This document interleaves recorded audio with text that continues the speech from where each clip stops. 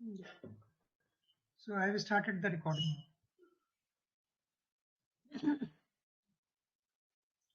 So last time I was actually talking about peer-to-peer thing, and also told you about that how the multiple different domains, how the peer-to-peer communication happens, which is initiated by SIP server. So there is a centralized indexing. So there actually it's a centralized as well as distributed. It's a domain within a domain it is centralized, but across domains it is distributed actually.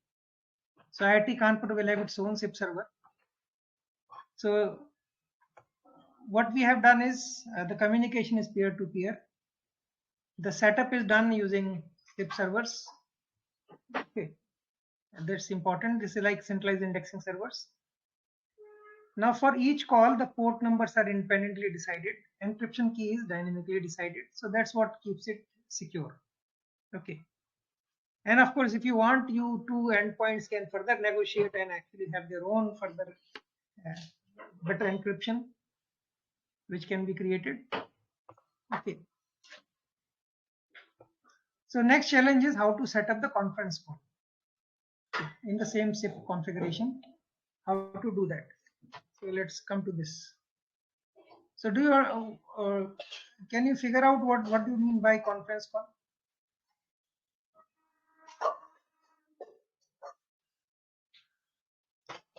So there are multiple people. For example, we are in a conference call now. Okay. Of course, we are not having a SIP server on Telegram.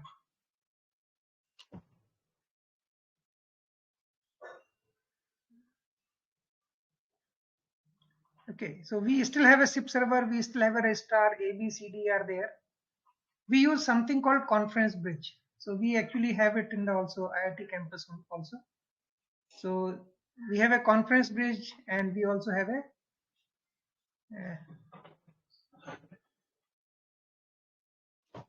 media gateway.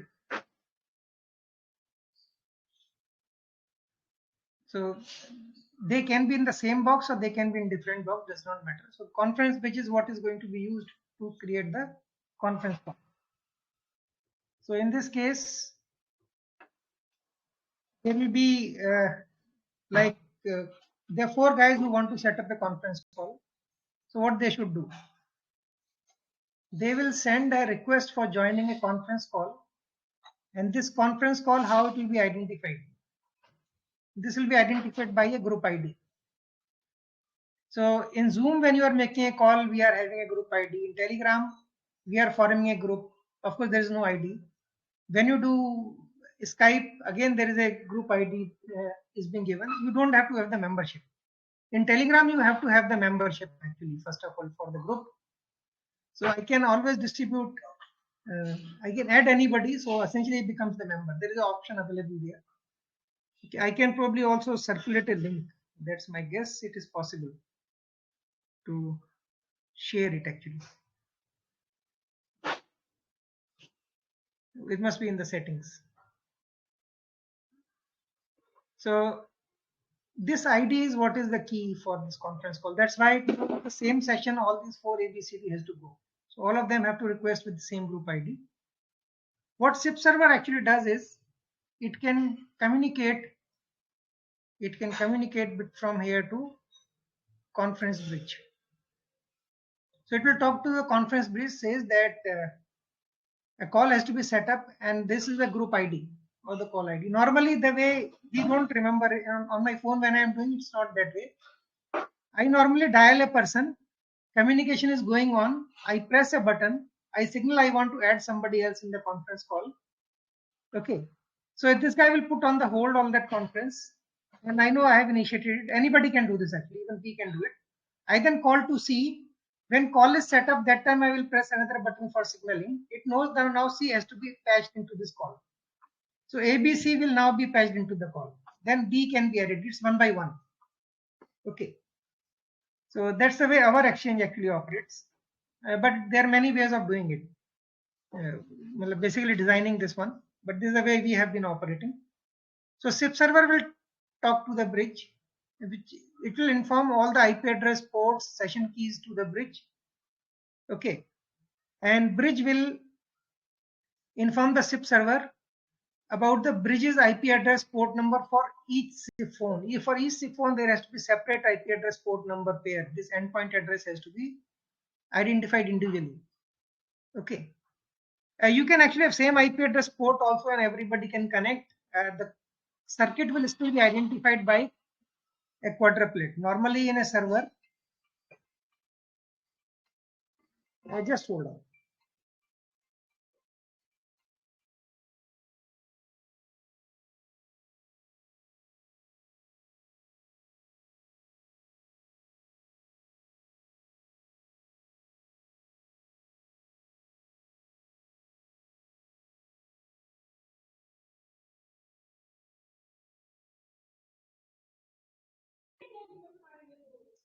Okay, so let's come back to this.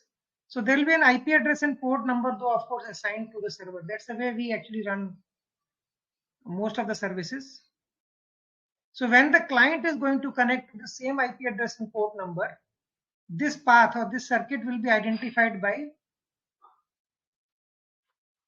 client address, IP address, and port number. So these four things together, quadruplet we call it.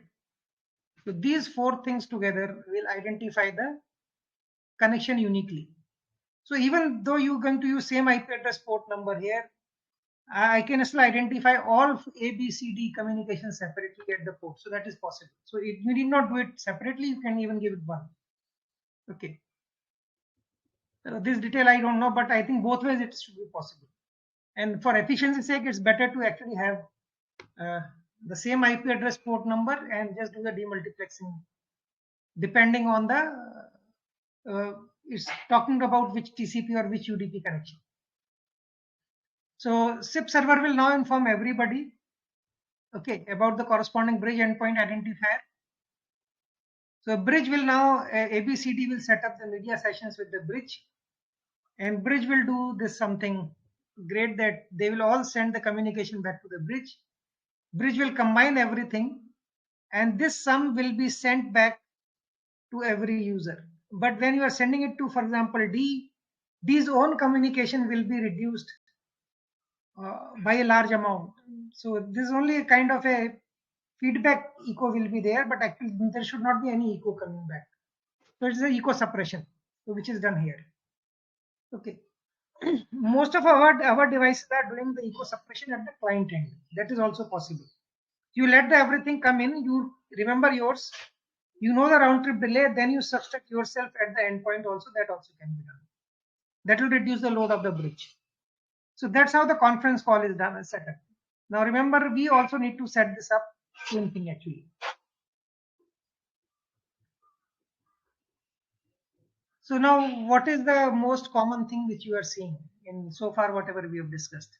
Most common thing is that we had an indexing server, centralized indexing server. It maintains the identity to the endpoint address mapping. Okay, identity was in this case phone number. It can be email ID at the rate with of course domain name if the domains are required. It's a domain based indexing server, so SIP actually uses domain names. So each node uses this centralized indexing service to find out about the other nodes and then do the peer-to-peer transaction. Okay. And of course, for identifying the media session independently, the endpoint addresses are being dynamically generated. That's for the SIP actually use the philosophy.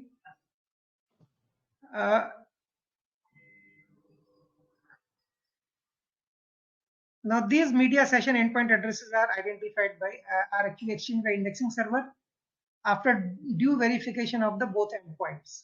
That's authentication. Now we cannot do this actually. We are looking for an our distributed indexing system. So there is nobody who will do the patch up of the call. I don't want the centralized index to be present. Okay. So that's the question now. I don't want this failure of centralized index can be a disaster. If our exchange fails, centralized index of SIP server fails, telephone exchange will not operate. Of course, we do use two SIP servers. One is running in that small building outside CC, and one is in CC, and they run in hot standby.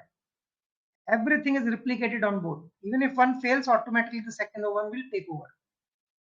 If there is a soft error somewhere it happens or checksum failures, automatically second one will take over.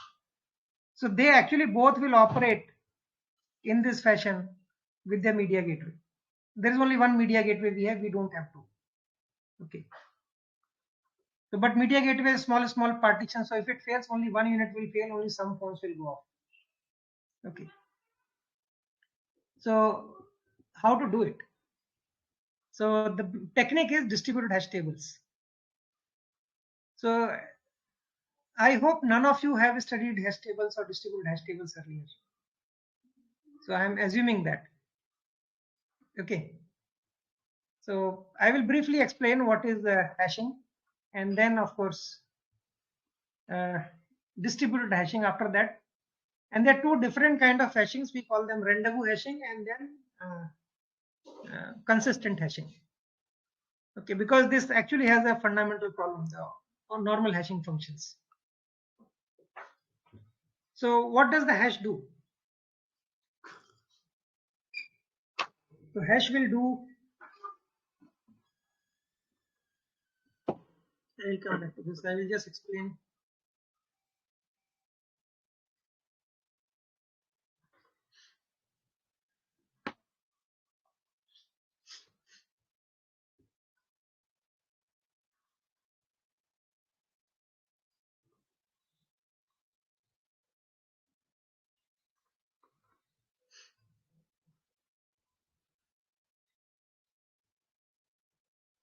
Yeah, this is the last time I was correct. Yeah. So hashing is, you have an infinite set of possible keys. You can assume infinite actually, but it's not. If you have only say maximum characters which can be there, they only say 16 characters you are permitting. Each character can take up how many values? So it can take 10 numeric codes and then of course 26 alphabets. I think they're 26 only, right?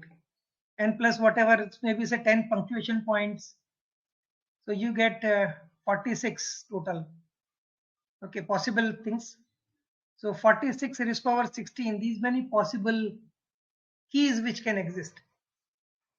Okay, what I can do is I can actually use a function, some function which is going to be there. Okay, and this function will reduce it to a set of say only say 6 or 7 entries, or maybe say 10 entries. So you pass this key to this function and you will get either numbers from 0 to 9. That's it. That is possible. So if you take this thing as a number, numeric code, okay, which is representing number from 0 to 9, alphabetical, alphanumeric code. Okay, so convert everything into decimal numbers, decimal number representation of this. So convert from base 2 to base 10. So whatever is the last digit at the unit place, just take that and that will be the hash value. So this value can always range from 0 to 9. Okay, I got a hash function. This is one of the simplest we call modulo operation. Okay, so modulo operation, so modulo 10 will give you 0 to 9. Okay, so you can take any number and based on that you can get the number of entries. But how this is actually going to be used? Okay, so normally this kind of hash is not desirable. We use a different kind of hash. We call it a cryptographic hash.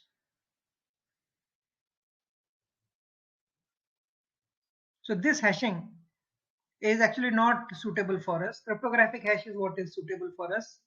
But in this also we use something called consistent hashing.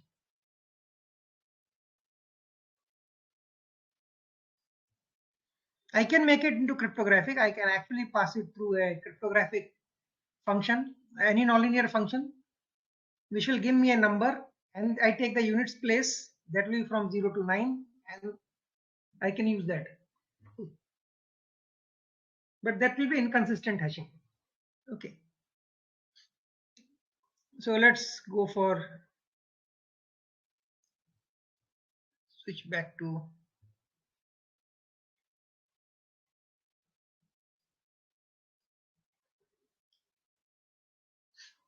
Yes.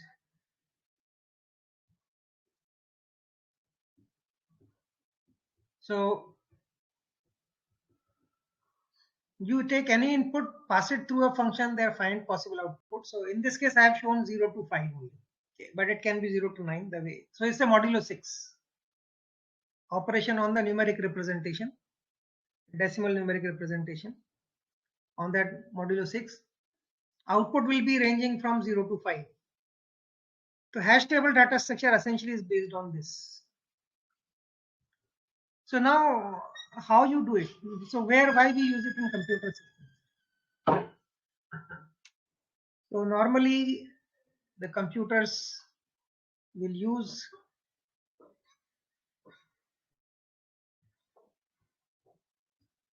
so what happens is we organize data structure for search, for example. You have a lot of data, for example, all student records which are there. I want to now find about the details of a student. So we have about say 12,000 students whose data record has to be done. So if I have to search for you, one way is I just arrange everybody in terms of roll number and then do a binary search. So there is a range. I always find out, go to the mid, find out what's the roll number. If your roll number in this range, so come forget about this particular part. Find out the middle of here.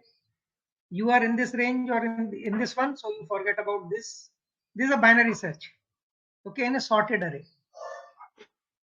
Now this still will require log. These are two partitions I am doing. So log 2 of n, log 2 of 12,000 steps will be required in worst case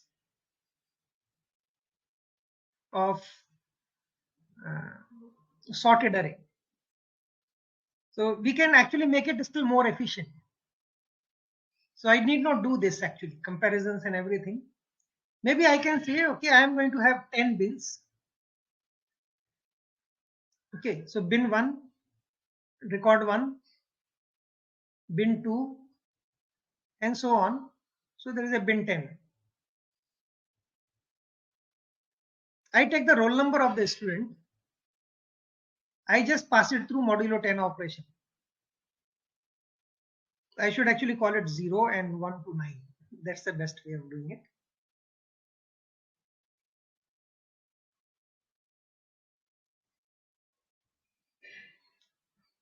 Okay.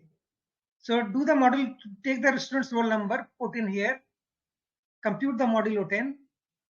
You will get some number actually, and then depending on whatever the outcome, you choose that particular bin, and then data for the student must be stored there. So while storing, you will do this, and then you can keep it sorted.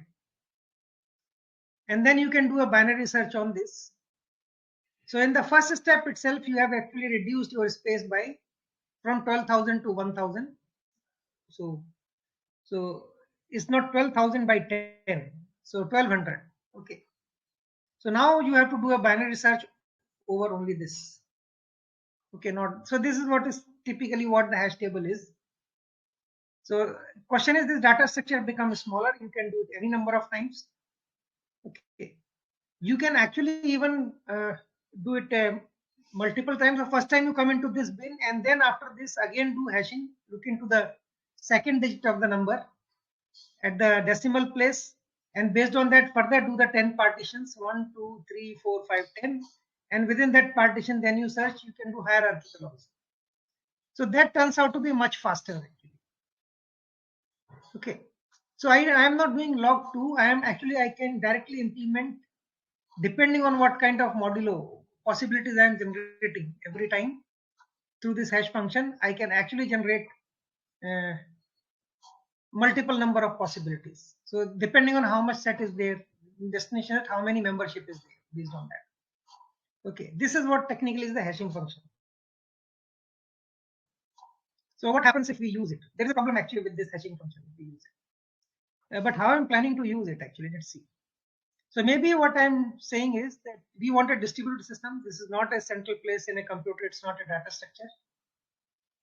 What we want is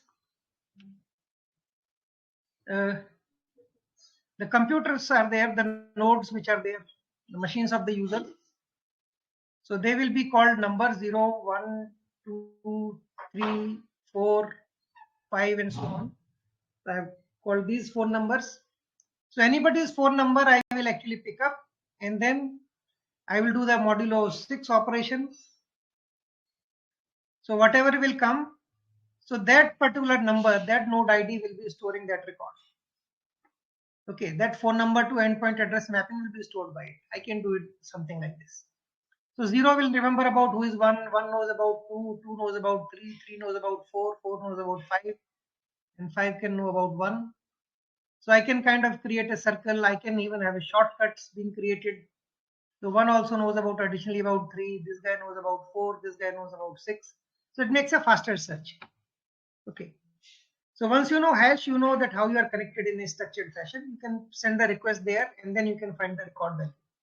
And whoever has sent the query will have his endpoint address attached in the query. So this response can be sent back.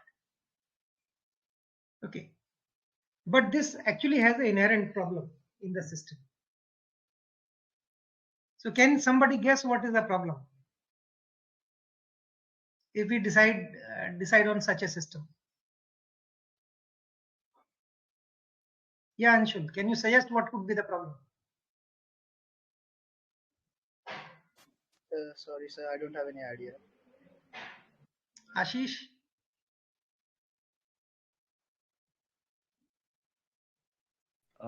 No, sir. I also don't have idea. I Just missed hold on. Your initial few microphone. classes. Now tell me. Hello, Yes, now I'm getting the voice. sir. I have no idea about it. Like I missed the few first lectures. So Okay. Anjesh?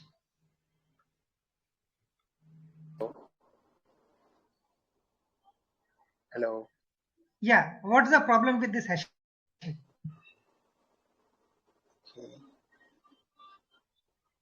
Okay, I'm going to give a clue, and then you can come in. Suppose one node dies off. Okay. So suppose this node has died off. Then how you will do you probably have to do first thing is the node numbering has to be changed. Do you agree with this?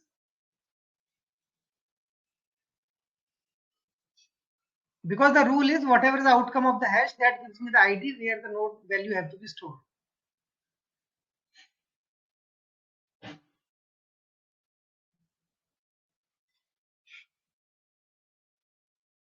When a node exits. So that's the first problem. What will be suppose if you can do this node numbering also, I can now renumber them. I can make this as 2, this as 3, and this as 4. There is going to be any change which has to be done here? Shashwat, what do you think?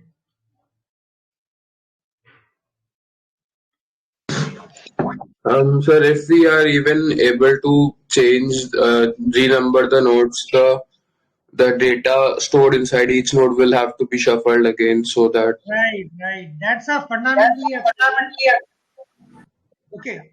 Secondly, what you will do because it's a modular 6 operation, what do you do with the hash value? So most likely then you also need to change this one. This one also need to be modified to 5. And the whole data has to be again rearranged. Okay. And it's going to be extremely cumbersome. So you cannot operate a DHT in this fashion. So this was a problem in the beginning. And then there was I think this paper came from MIT, which talked about first the consistent hashing.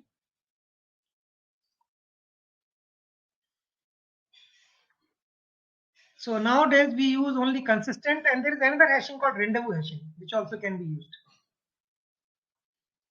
So I have done this example. Let's see what's here. Yeah. So this is the data which is there. I have taken some data for you as an example. So the data is 25, 10, 2, 5, 4, 3, 15, 12, 18, 13. Do the modulo 6, that's it. So modulo 6 of 25 is 1. 6 4s are 24. 25 minus 24 is 1. So it should get stored here. 10. it has to be stored here. Okay. So I did for everybody. For this modulo 2 is 2, so it comes here. 5 will go here. I have done all the arrangements, so you can verify it is correct. Okay. So these are the basically keys. There is always a key and value pair. This is the key with which you search. This is the corresponding value. So this may be your email IDs, which is going to be there. You compute the hash of email ID. You know where you should search, and that will contain the endpoint address of your phone number. I am trying to remove SIP server and convert into a distributed responsibility. Okay, so you go to that place and search within that organized data structure and find out. Of course, there is another problem here. If a node dies off, what happens to all the data which is stored there? It's lost.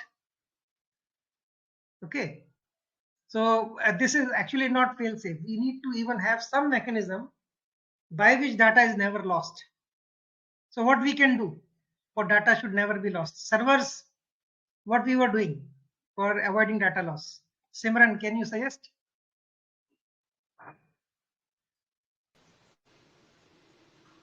Sorry, sir, I have no idea. No, are we not going to have another server with replication?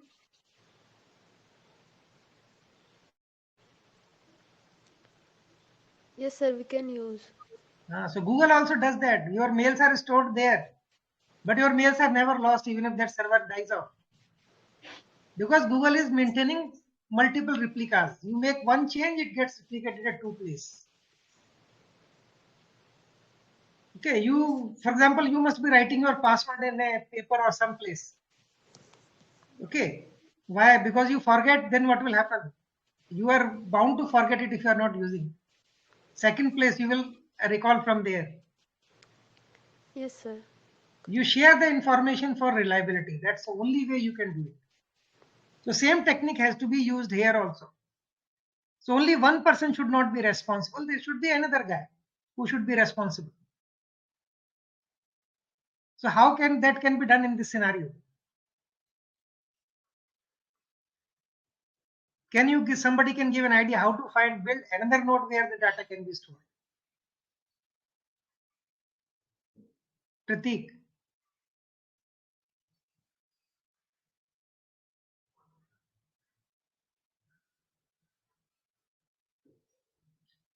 Your microphone is on, but I'm not getting your voice.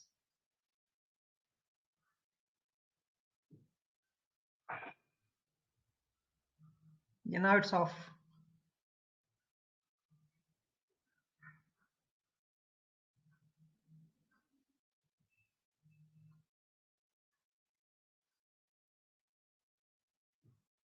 Yeah, Ritu, can you suggest what can be done?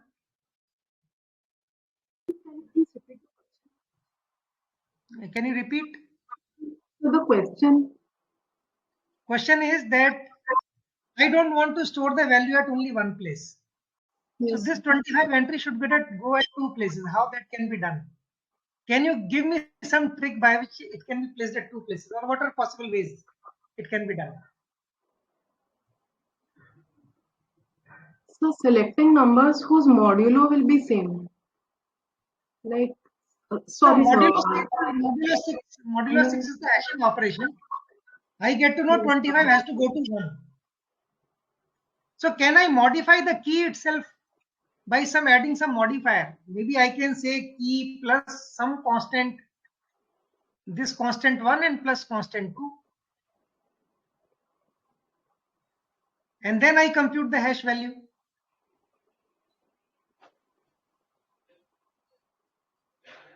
So will I get 2 different servers or not?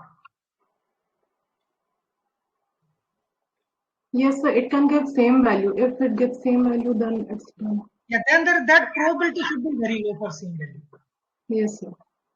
Okay, or I can choose multiple constants, not 1, maybe 3, maybe 4, so that the probability that all of them will lead to same server is very low. Then I will be able to create the replica of data. So data will never be lost even when node dies off. And then we can have a mechanism by which again this replication can be restored actually back. But anyway, this we have a problem of redistributing the complete set of data, humongous amount of traffic, because nodes will keep on dying and keep on coming in. So that's a fundamental problem with this scheme. So for these numbers, I have shown it here. I have not done this replication part. We will come back to this replication reliability later on. As I told, I can also have multi-level hashing. Okay, so I do first hashing, go to one particular node. I know data has to be within this. Then within this, I do use a different hash function, not the same thing. And then create within that the smaller bin structures. Okay, and we'll find out where actually it should go. So, but this will be kind of a group-based thing, can be done. But this for internal, actually what we call faster search, which we require. But the machines are identified only through single hashing function. You don't require hierarchical there. Okay. So that is for simple hashing, not for consistent hashing concept. Within a computer system, if data structure has to be organized, it's only for that purpose. Okay. So this is, anyway, I'm talking about not a distributed system. I want to now move it to distributed system. How this will be done is this. So I'm going to have all nodes. So 0 will know where the 1 exists and where the 5 exists, endpoint addresses of 1. So it has a routing table now for the message. Okay. So 0 will know about 1 and 5. 1 will know about 0 and 2, and so on. So 4 gets a query key. I need to find out what's the value corresponding to the key of 23. So hashing operation has to be done on 23, with basically modulo 6. Output will be 5. It will try to now reach towards 5. And there is going to be always, whatever is the output, there has to be a node in this hashing mechanism. Okay. So it goes to 5. So node 4 will pass to query to node 5 and so on. So since in this case it is 5, the answer will come directly from here. Okay. Now coming to, yeah, this same thing, it will search for the value and return back. Yeah, the question which I am now raising is, if one of the node fails, how the entry should be organized. So let's look at the failure scenario. First thing, my modulo has to change. Bad design.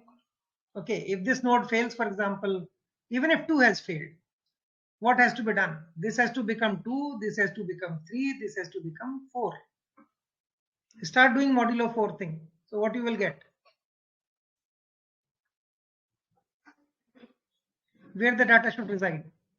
So now it's a modulo 5 operation, not modulo 6 anymore, because one node is dead. So once you do 5, this has to go to 0, so this data has to move. This is going to be 0, so this data also has to move. 10, from here it is going to move out. Almost everybody will be moving actually. 2 will remain with 2. So 2 is actually lost, but 2 has to be again moved to, created here from somewhere. Okay. 5 has to go to 0. So 5 will come here. Yes. This 5 is gone, 25 is gone. Yeah. So everybody will be also, almost everybody has to be shifted in this whole region. So bad design. So what should be done? So we have an idea called consistent hashing. Okay. So this is what we need to use.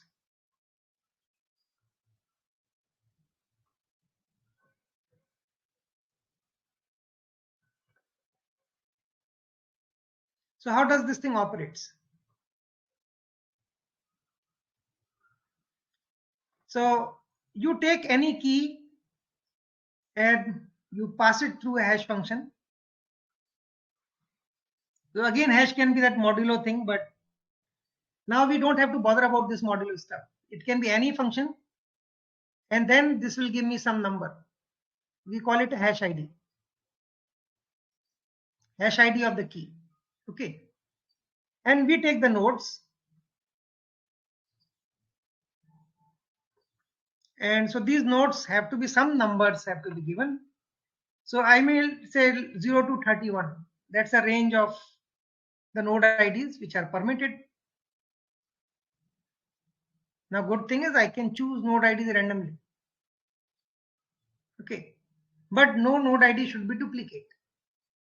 I need not number that none of them can be vacant. They can be. Okay. So I can probably keep 1 here, maybe 5 here, 10, 16, 24, maybe 27. These are the nodes which are given. That's it. But then now, which values have to go where? So I will take all keys, compute the hash value. I will get a hash ID where this hash ID should be stored. This time I am teaching it in a slightly different way. Last time I taught it in a slightly different way. I am now directly going to the fundamental concept. So this hash ID, if this hash ID is also falls in this node ID space. So remember, I have created this node ID space 0 to 31. If my hash ID is also between 0 to 31 number, so they share the same space. Important thing. They need not actually. Okay. They need not, but they share the same space. Because if they are in the same space, I can, in this node ID space, can define something called a distance metric. So this is what philosophically in all hashing functions is being done. And what we do is, whatever is the hash ID, I will look into the hash node ID here. I call it N. I call it H. This is the hash ID. And I find out the distance between N and H. Okay.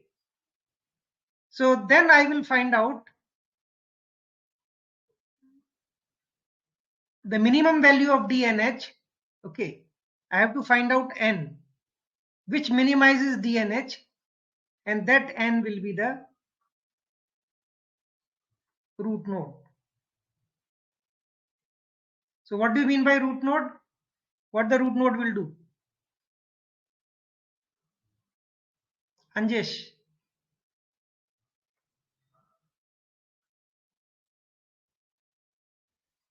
What do you think root node will be doing?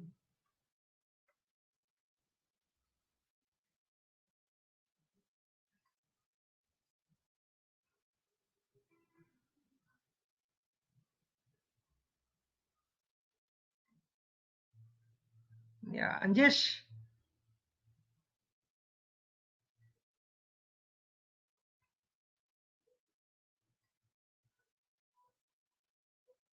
Okay, escaping in. So Ajit is noting down whether you are responding or not responding. Your participation marks depend on that. Sangram Singh. Sir, So what do you think this root node will do? it may be, sir, from where we'll start storing the data from this root node, which have the minimum distance. No. This key, I took a specific key, computed the hash ID of it, which was H. So this actually means, because this is the root node, so this key value pair, the key value pair corresponding to this Sir, key, I think this should be stored here. I have got a unique responsibility being assigned to a node. So you have all Then- kind of keys. Yeah. sir, I could take another guess, that being, sir, like we are basically going for the problem of a missing node, sir. Then we have to. Yeah, that will, we will find come, that. we are coming. Missing nodes will also get sorted out. Sir, So I am now, first of all, because my nodes are not being continuously numbered, there are gaps in between. yes, sir. Okay, that's a problem. So some node say comes with a hash ID of 15, where it has to go. It can't go anywhere in the earlier scheme, but now it has to Yes. go somewhere. So that's why this notion of distance has to come into picture. In earlier Sure. hashing, hash ID and node ID always have to have a distance of 0. The root, if it is a root node. But now root node is not based on the distance 0, it is based on the minimum distance. Sure. Okay, I just change the distance metric and I get a different algorithm of distributed hash table. So my algorithm changed, my distance metric changes. Now, one of the good things in system implementation in Brihaspati 4 also, if you use any node, every node can choose its own algorithm of routing. That is possible. So it can maintain a different routing table based on that. But if it is a distance metric to the root node, that criteria is same, is being considered to be same by a node. Even if they use two different algorithms, net will still remain stable. Okay, and it is always going to operate. That's an observation, intuitive observation from me. I don't know, there has to be a formal proof also for this which can be built. So I have not formally written a proof on this, but I know this is going to be true. So maybe if you people want, you can in the study try to figure out a proof on this and formally prove it. Irrespective of whatever is be the routing table and the algorithm you use, if the distance metric is same, you will end up in actually the same root node from wherever you start in whatever way you want to go. So ultimately the root node's definition, this definition is what is the important thing. Okay. So you should not have a network where one node is using a different definition of distance metric, other one is using a different definition. Then the convergence will not happen. In different scenarios, two different nodes might be shown as a root node for the same key. That should never happen. So uniqueness of root node is a key thing. This, if you can maintain this, network is going to operate. Uniqueness is important property. Okay. And I also mentioned the convergence guaranteed. But formal proof, I think you need to put in. I know intuitively how probably proof will go. I have never jotted down on sheet of paper. So convergence means you use any algorithm. Okay, any routing table structure. I have still not told you how the routing happens. I will tell it to you. Probably you will be able to appreciate. RT means routing table structure actually. If distance metric is same, if D is same, the network will always converge.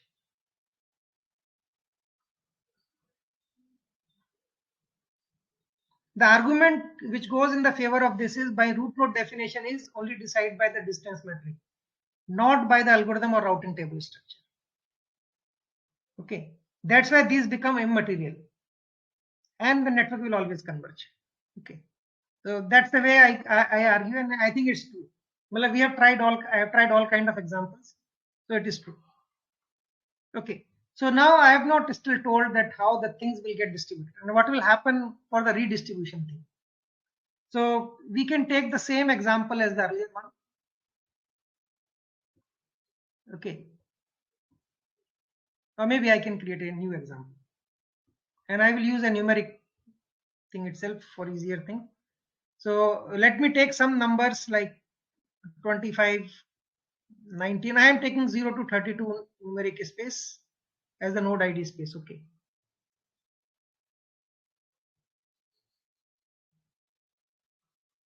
So this is only for description. Normally what we are using in Brihaspati, we are using 160-bit node ID.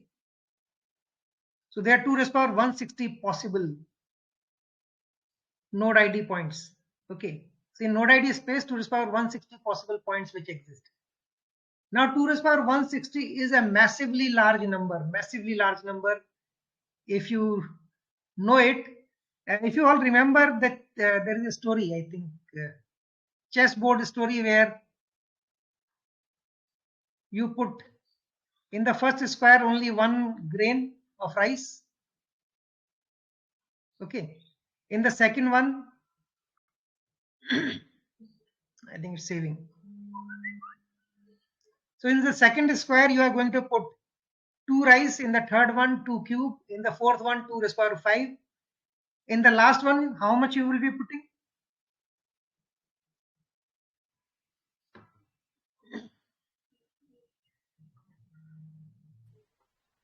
Meghna, how much you will be putting in the last? 2 to the power 64. 2 to the power 64. Yes. Total number of grains will be how many? When you sum up all series sum, 1 plus 2 plus 2 square plus 2 cube plus 2 raised power 2 raised power 63 actually होगा, 64 नहीं होगा, ठीक है? Because you are starting with 2 raised power 0. So total sum of the series will be how much? Can anybody guess?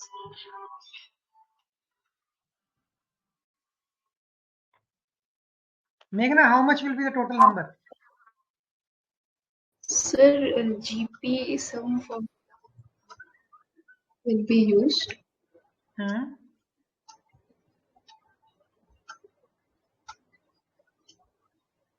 So 2 to the power 160 minus 1.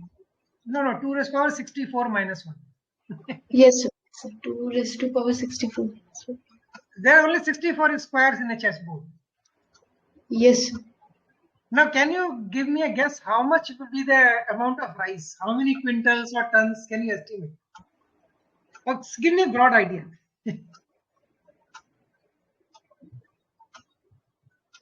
Does India produce this much rice, which will fill my requirement?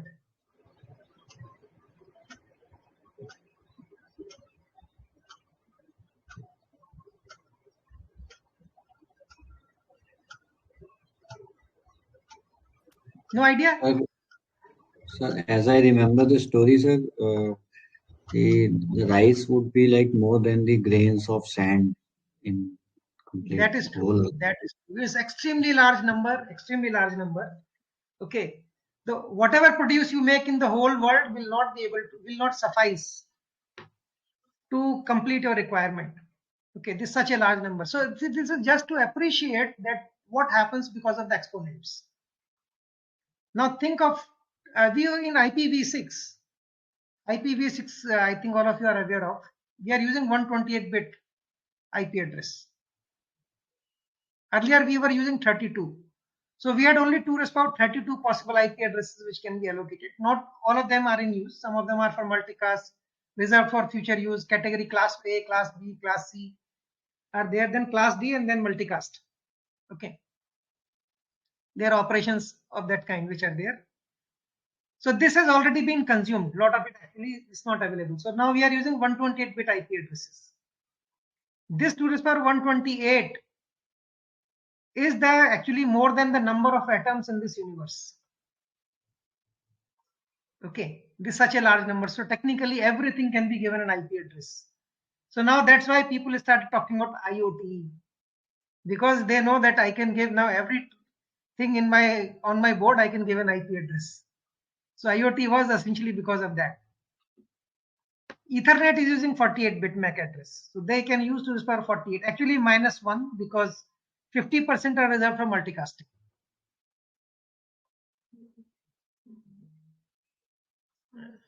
So 2 raised power 160 is a massively large number. You will never get it. This is a huge number actually. So this is what we have been using in Brihaspati 4. People have talked about 256 also. People have talked about 512. The reason for doing this is because if I use a cryptographic hash function, put anything into this hash function, you always get 256-bit string. Chances that you finding out something which will push into this and you can get the same string at both the places, this probability is almost 0. It's actually not 0, it's almost 0. So practically in your lifetime or maybe Earth's lifetime, you won't be able to find it out. But lower strings you can actually. There has been attacks where people were able to find out. So that's why SHA-1 is now no more used. Secure hash algorithm 1 is no more used because of this. This is discouraged. So we now normally go for SHA-256 or SHA-12. SHA stands for secure hash algorithm. Okay, these are all standards specified. You can search on the net, you will get it. How this is. This is a nonlinear function. You put in any byte string and you will get 256-bit out. Okay. So irrespective of the size of the input which you feed to the function. So we are actually working will be with such large numbers, but currently I am only talking about 32. So this is how much? 2 raised power 5. Okay. So it's a 5-bit number, node ID space. So let me put some numbers here and then we can see what is going to happen for the rearrangement business. So this was one of the remarkable things which got invented, now being used almost everywhere. So I am just putting some numbers.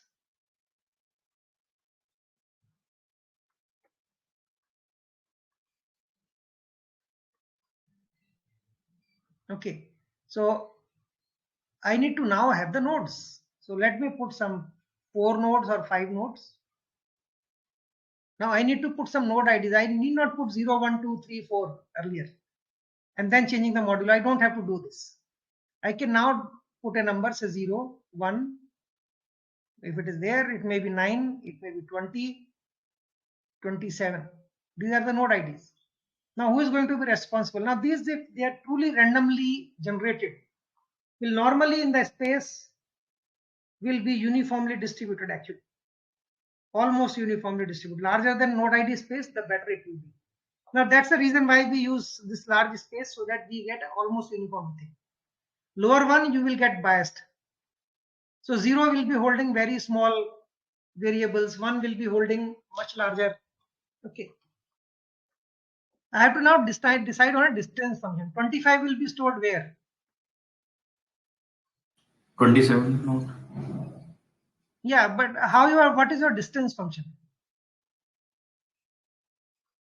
So this is node ID n, this is hash ID h. So it is n minus h is your distance function. Yes, a modulus of that. Okay, you are taking this. Perfect. Yeah, this is a perfectly valid function and this can be used. So let's use this. Okay, this will solve our problem. Then I will give you other ways of actually writing down the distance functions. So this is, I think, very naturally occurring. So 25, and when these two, there is going to be another problem in this case. You will find there can be more than one nodes which are closest to you. That problem will also happen. So you need, this is not the only rule. This minimum of this D is not the only rule.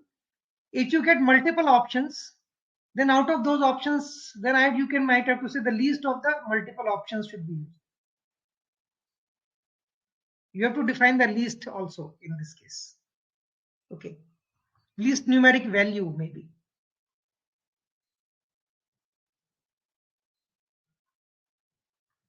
There's a problem with the chord also. Yeah. So chord does it in a different way. Chord, this problem does not happen. So now 25 will go where? 27 minus 25 is 2.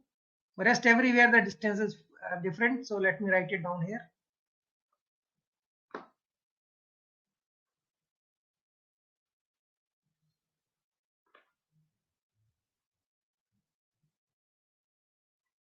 So here I will get 25. 19 will go where? Will go 20. So just when I'm putting, just check and let me know if I'm correct or not correct. 16 will go where? Yeah, 9 plus 7 is 16. 16 plus 20 minus 16 is 4. So this will also go here. 27 will go with 27. 0 will go with 0. 5, 9 minus 5 is 4. 5 minus 1 is 4. Oh, so both 1 and 9 would be the option for 5. This is the same case. So that's why second rule is required. So A may be least magnitude, so I will put it 5 here. Perfectly fine. 3. 3 minus 0 is 3. And 3 minus 1 is 2. And 9 minus 3 is 6, so 3 will come here. 9 will go here. I put this. That's it. So that's the distribution. So these nodes are responsible for these keys. Now let's kill some node, then see what is going to happen. So if I kill, say 20, what is going to happen? Is the position of these nodes or these nodes is going to be affected? No, sir. Perfect. So that's what is consistent hashing is actually. So only these need to be redistributed because these nodes have died off. So 19 will now go, 27 is 6.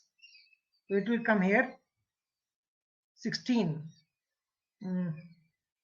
7. So 16 will come here.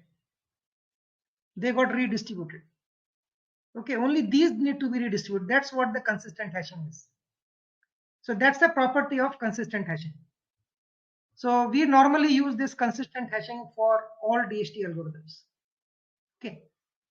So this node ID space nodes are separate. So technically what you are doing is you are building up a node ID space. Every hash ID is a point in this space. So the nodes are there. Depending on their node ID, they are placed. Any key value pair is a point. Here. Okay. It's a point here. It will find out whichever is the closest node. So this guy is the root node for this entry. So you can actually now create a diagram like this. We call it a Voronoi diagram.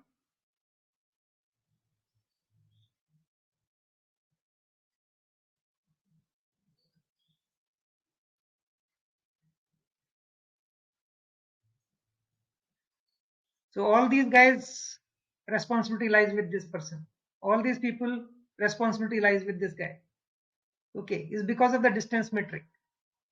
Okay, so this is the root node thing. But this is not the only way you can actually do it. There is another way, we call it a rendezvous hashing actually.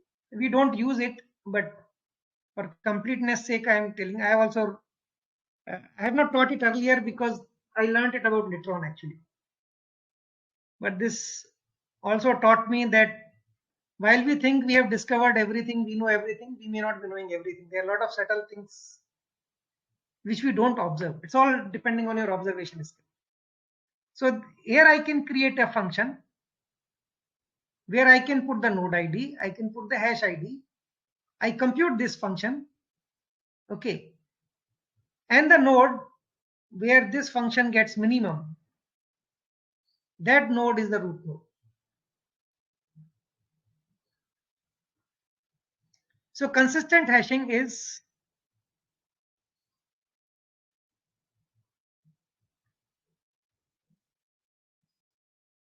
a special case of, it's basically a subset of rendezvous hashing.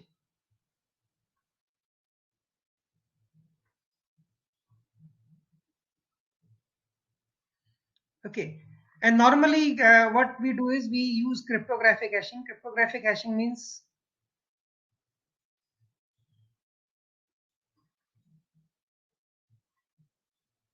this is used for lot of places. So you actually take an input, it will be mapped to an output. Okay, this is a finite size output. This is a technically infinite size. This is finite. Multiple points, theoretically speaking, can point to this place. So reverse mapping is not possible. If you know this, you can't find which one of the input was there. That is not possible. Reverse in this case. There is a loss of information. That's why you cannot do it. Okay. And there are two guys who are very close here. They may be totally far apart here. There are two guys who are very close here. They may be coming from totally far apart here. So you cannot say this closeness has no relationship of the closeness here. So they have to be perfectly uncorrelated.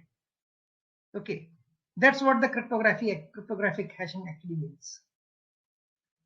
So SHA-1, SHA-256, SHA-512 actually does this. So we will be using now rendezvous hashing. This solves this problem of moving around the nodes. Okay. Now remember the problem with which we began. We began with trying to build up a replacement of a SIP server. Okay, I still have not. I am still trying to solve the problem that where I should put my phone number and the endpoint address, where I should keep it. Okay, I am still not sure who is going to write there and how I will verify whether this entry is correct or not correct. So those questions still remains. But let me first of all go through this what we call hashing thing, and then based on that,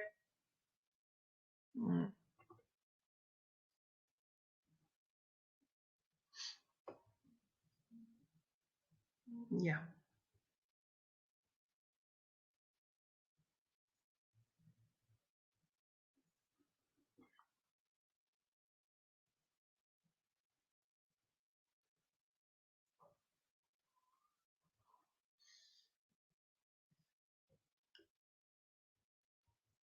So distance metric.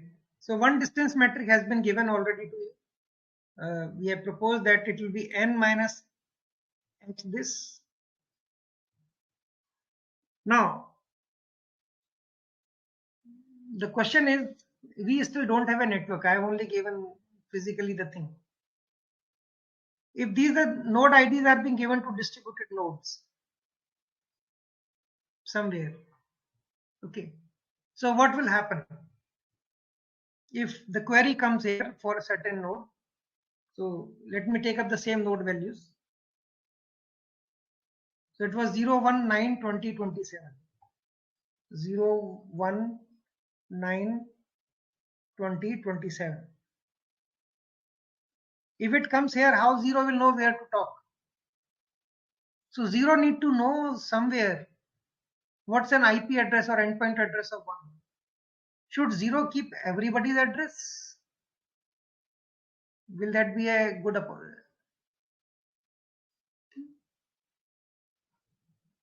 What will you suggest here as a solution? So one possibility is that everybody sees, okay, we'll keep everybody's address. Okay, this means, in this case, there are only 5 nodes.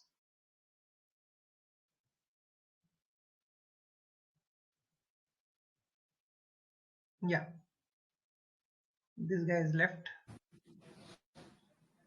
So if there are n nodes, you require every node need to maintain NC2 entries. So is it a viable solution? Sir, as we did in last class, like 0 should be connected with everyone, and if a query comes to say 20, then it will transfer it to 0. Perfect, perfect, perfect. That's a one of the possibilities. So let's do this. So I need not remember NC2 entries. So I have now simplified it. So no NC2. So everybody will be maintaining only 2 entries. We start with this. So maybe 0 can connect to 20, 20 can connect to 9, this can connect to this. But this is not a structured system. How 0 will route something to 1? It can't actually. So there has to be an order or an structure here. So we call these kind of networks as structured networks. Structured networks or structured P2P networks are always will be based on distributed hash tables. So we are using a structure here. So 0 should remember whose IP address. That's the question. Now how you will correct this? Suppose somehow this connection happens. So 0 has only endpoint address of 20 and 27 and you can only maintain 2. Then how you will solve this problem? So can you give me an algorithm by which this problem can be automatically resolved through evolutionary process? Nodes can talk to each other and can send information.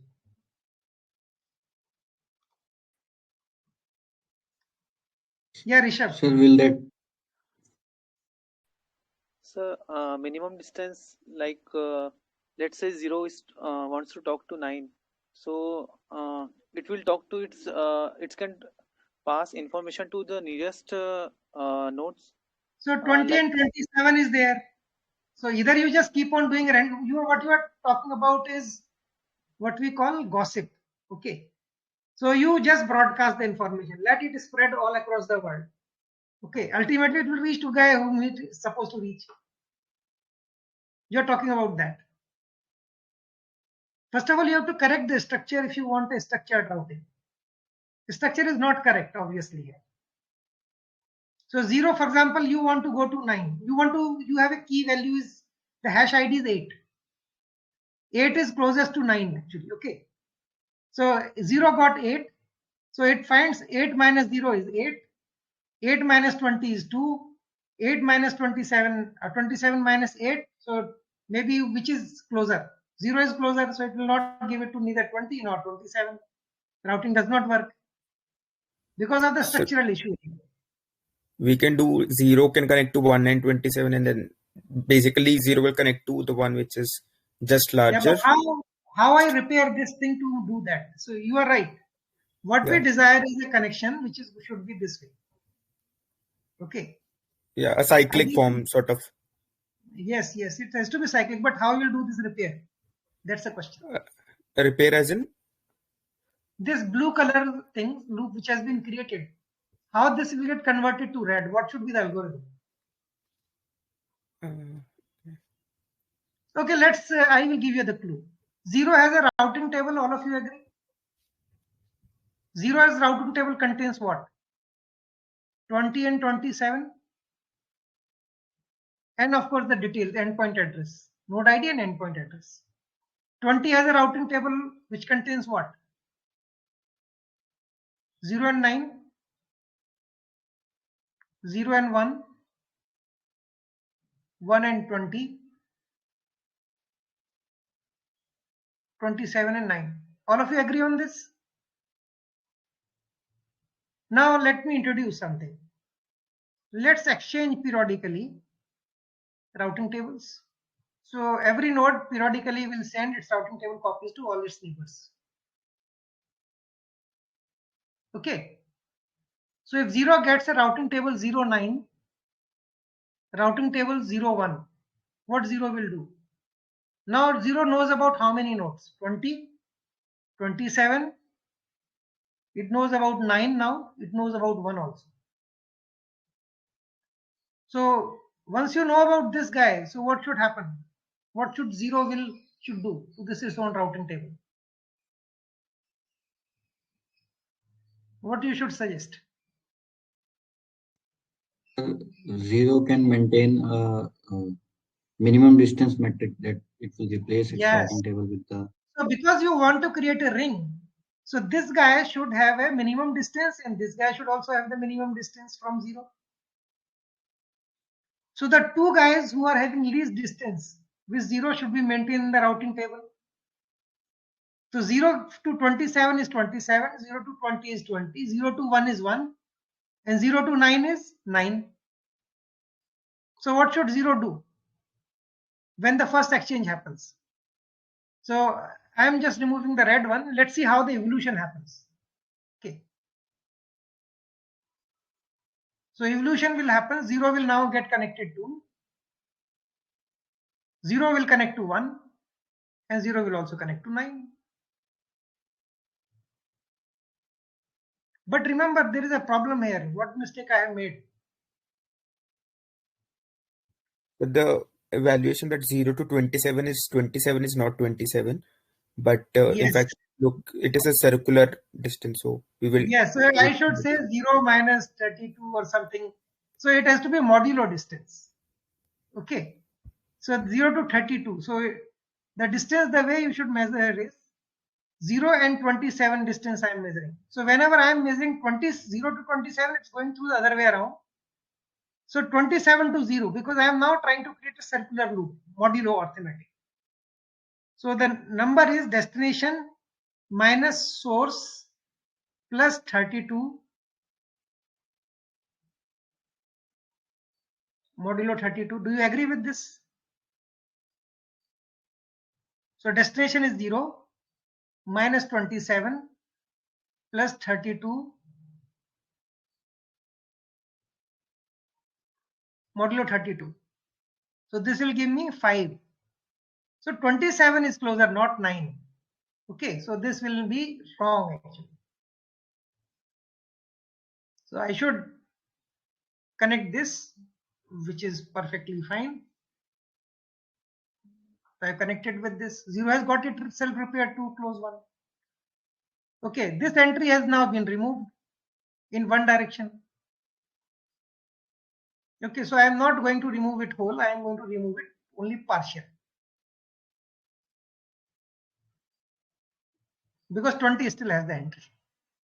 So 0 only repaired it because 0 got 2 values. 20 have got what all values? 20 must have got. Let's see repair. 20 and 0, this exchange has happened. And this exchange has happened. So this guy got new values now. So 0 has given him value of 20.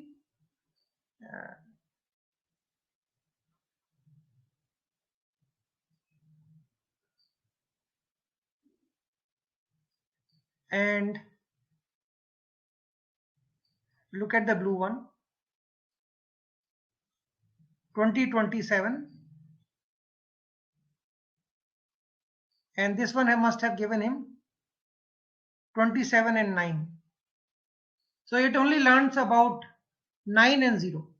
So that's what I should write here. 9 and 20. So 9 and 20. So 27 will now search which is closer. 27 to 0 is certainly one of the closest one. 5. 27 to 9. In either direction you will compute is actually larger. And 27 to 20 will be the another lowest option. So it will update its entry to this. So this entry is gone now. This is gone. Okay, this is also gone. So only half entry remains there. So similarly, 20 will learn about something. So ultimately, once you start doing these routing table exchanges and everybody start replacing with better entries, you will end up in a scenario of this kind. This is the chord ring. Okay. So once you have this, it means the node should periodically keep on exchanging their routing tables. And whatever new nodes they will become aware of those nodes, based on that, they should keep on updating this. Okay. And you do this modulo 32 arithmetic based distance metric, and you can always connect to the closest node to yourself, two closest nodes. You will form a ring. So what will be the time complexity of this rearrangement? Because I think for one node, I might have to do it multiple times. So I don't see it as a linear time operation. You should comment about time complexity. That's a very, very good question. I was about to ask it, but you asked it. That's good. So yeah, anybody, Ratnesh, can you comment on this?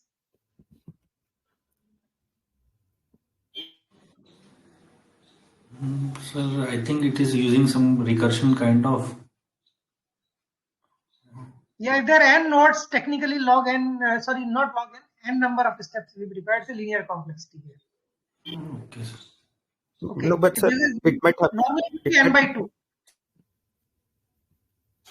But can it not happen that for one node, doing this one might not be sufficient? Yeah, you will never be able to converge in one step. Right. So because this is your neighbor, next time this guy tells this is your neighbor, then this tells this is the neighbor. Keep on doing it till you find out the most optimal configuration. That can happen in n steps if there are n nodes. So then it is not necessary that it will be linear time. Well, I can't see how it can be linear time. It's order n, O(n). O(n) is the complexity. Number of nodes are n, therefore n is the complexity. Sir, we are doing it on n nodes, that is right. But for each node, we are not doing it for constant number of time, but it is. I don't see the relation. How many times might I have to do on one? There is a worst case entry in how many times steps this entry will get converged. Worst case would be order n. Worst case would be there. Yeah, order n. So this is a linear complexity now. O(n). For each node. For each node, yeah. Each node is very independently. I'm only worried about one node. Okay, so overall, if exchanges between nodes, then O(n) steps will be time steps required before it is done. But remember, so overall network arrangement can be O(n) square, right? For the worst case. No, this cannot be O(n) square. What you are looking at is a computational complexity, not the time complexity. I am looking at this is a distributed system. Okay. So I am not going to add the computation done by all the nodes together. I am only worried about time complexity here. See, time to converge. That's an important criteria. Okay, so this will require n steps to n. See, but n itself is very large. I am talking about the whole world's network, for example, you create. Even say 1.3 billion people of India, they all have mobile phones. You create that, and now you want to create a ring out of that. So this many time steps. So 1.3 billion seconds means how many days or hours or years will be required? Not viable. Not Yeah. viable. This is a very bad design. Right. I will stop here. You now there's essentially an assignment to all of you. Now think of the ways how you can make it very efficient. Can you make it efficient? And the distance metric. Now I've also written a word here: d minus s plus 32 modulo 32. Okay, this is the distance between d and s. Actually, the distance which if you are using modulo distance, I should not use this. Okay, so this will be minimum of, okay, s minus d plus 32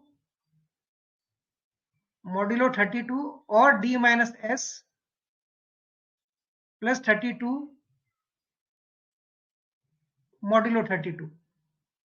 Okay, this is what is your going to be your s minus d definition, modulo definition, if you have to use it. Otherwise you can't use that n minus h modulo definition which we started with. This is an invalid definition. This does not work in circular systems. Okay, the alternative is this, which should be used. So of course I did it that way, but that was not correct. So since we are looking into modulo numbering, because it's a finite set in the hash output, we have to do it this way. So if you only use this one as a distance metric, what's the problem? Let's not use this. So I am just removing this min part and this part and use this. So do that and see, figure out how you will increase the efficiency of this system. So think about it. So next time we'll discuss about that. And then the convergence issue of the routing table, how to make the speed fast, all that thing will come. Okay. And of course, I can tell you, even this will not guarantee the convergence. Routing table exchange mechanism is not the guarantee that you will converge in n time steps. I have told it here, but it does not guarantee. Okay. So because of the distance metric here, this problem happens in something called pastry. So pastry uses something slightly different technique. They use two tables, not only routing table. They use routing table plus neighbor tables. We should not call it neighbor tables. These are what we call leaf set. They call it leaf set, I think. Tapestry is the different one. They again do away with the leaf set, but they use routing table plus neighbor tables. That's a true optimization. Okay. So we'll just move ahead from this particular point onward in the next class. Okay. Sir, does it have some analogy with the distance vector algorithm what we have learned in DCN? No. Akin to distance? No, sir. It has nothing to do with distance. Distance vector works in a different way. That's a optimization algorithm. Technically, it's the distance vector is Dijkstra algorithm, or we call it dynamic programming.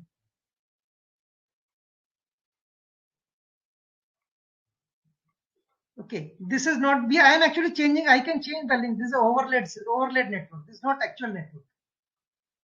Dijkstra's algorithm is used on actual network to create routing tables. Here, routing table itself keeps on getting modified. There, if the network topology remains same, routing table has to remain same. They won't change.